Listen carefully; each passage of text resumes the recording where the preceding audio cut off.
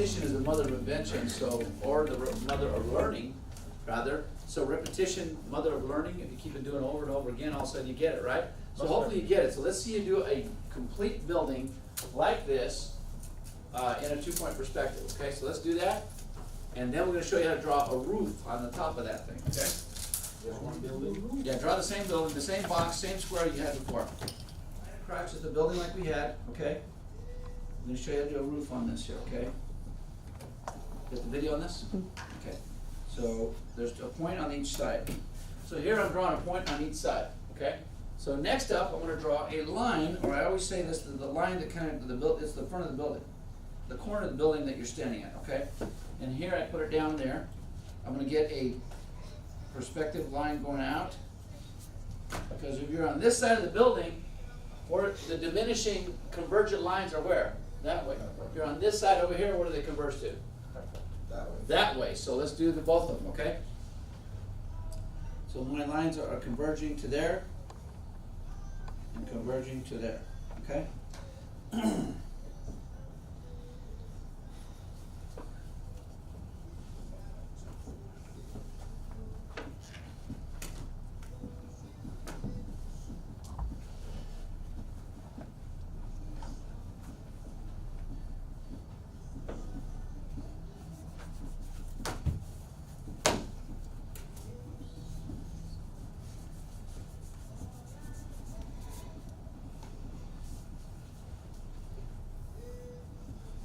Alright, so now I drew my top there, but you know, I don't really need the top there because I got a different kind of roof, right? So we're going to get rid of that. I'm going to draw a different kind of roof. Now here's the roof I'm drawing. I'm going to draw, to get the middle point of my building, I'm going to draw a cross here. See that right there? So I draw the cross on the side of the building here, and I'm going to draw a gable roof which goes across this way. And okay. Everybody got to there? You able to catch up to me already?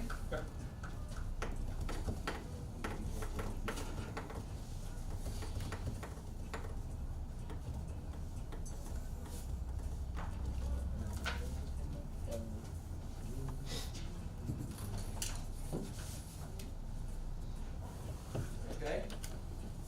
I'm going to put a line straight up through it. Okay.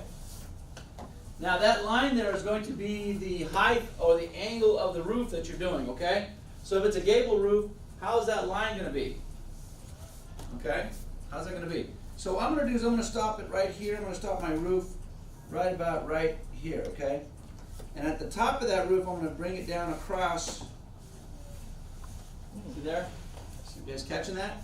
Yes, sir. So now I have the right line coming over here. That's the right side of my roof in a perspective view. It's the view and the perception of the view that we're doing. Okay, so let's go the other side, and we're going to draw this. It's going to have a little overhang. I'm going to bring it just a little bit further down because it has the overhang of the roof here. Okay? So now I'm going to bring the overhang of that roof across.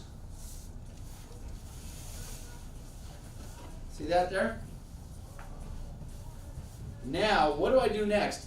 I have a line up here that's diminishing. Does it go that way, or which way does it go? Which way does it go? It goes to the left, right? Correct? I mean, not right, but left, correct? So here we're going to go left on here. The line there. That's the top of the roof. How do I find the back angle over here? Okay, everybody listen up on this here. The way I find the angle in the back here is I split the building. The building is cut in half. There's half the building and there's half the building. Have you noticed that? So if you draw a line from here underneath the cross, it splits the building across and you're able to find where you're at. So what I'm going to do is I'm going to draw a line across here, splitting the building in half. You see how I did that? So now the building is split in half. Actually, it goes over this line and comes across there. Now I'm going to take this side and find the back of the building. Just like you found the top of the back of the building on the top, let's find the back of the building on the bottom so we know where the floor is. So we're going to do the back of the building and go like this. Okay, here we go.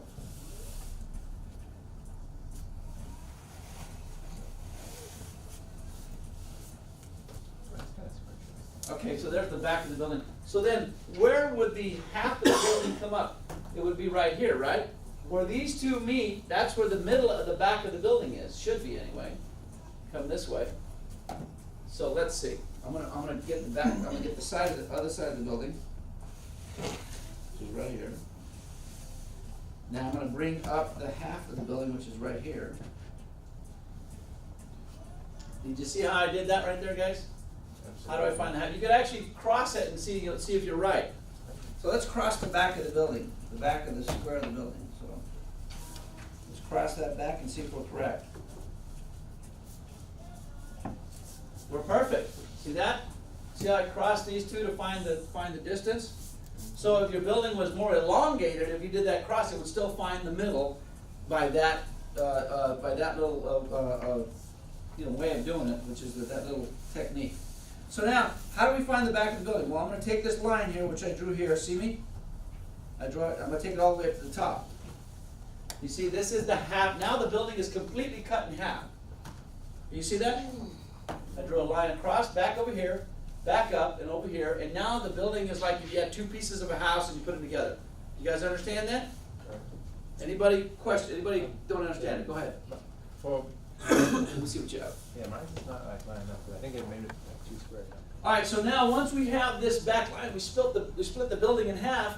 The line goes across there. Where does the next line come here? It comes across back here, right? It comes right in here. So what I'm going to do is make that line back there.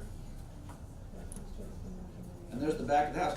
Now, these are all the angles. I could actually draw an angle towards the back to show the back of this thing here. See there? What I'm going to do is I'm going to erase all of the inside of this. So,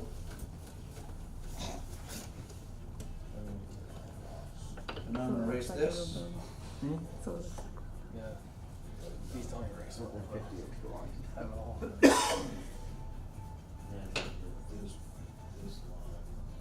You don't see all these lines. Okay. Have a building, we know how to draw the buildings in the top of the building. Whether you have a flat roof building or you have a angle building, there's the top of that. Okay. So I'm gonna now we're gonna do. Everybody got that down?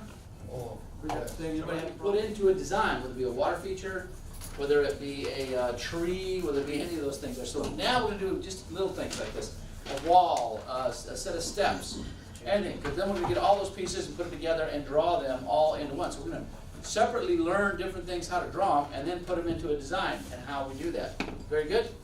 And everybody's going to have a different design. I'm going to give you we're going to have different challenges. I'm going to put some different pictures up that you have and other people have. We're going to put them up and say, how would we design this, okay? Different challenges. So right now, I want you to design or draw a water feature, okay? I'm going to draw the basis of a waterfall. Give me a new page. What's that? What I do is I draw first the pond like that, okay? And maybe not even so fat, but actually a little bit leaner, because I'm my perspective point. So I'm going to go.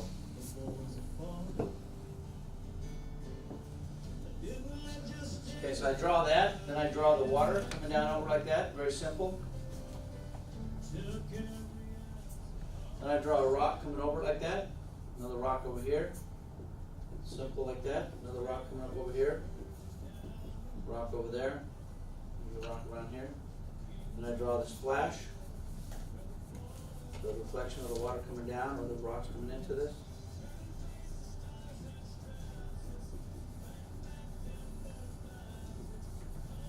Draw a tree around it. There's no waterfall.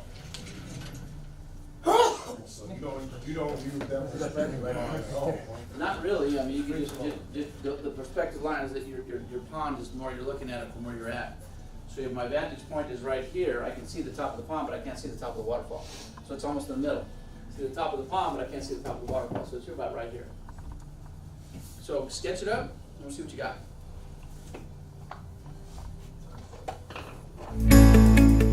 When you're drawing a waterfall, there's different designs. So in the next video, you'll see kind of some different designs that we do with this. But this is your basic waterfall that you're able to do now.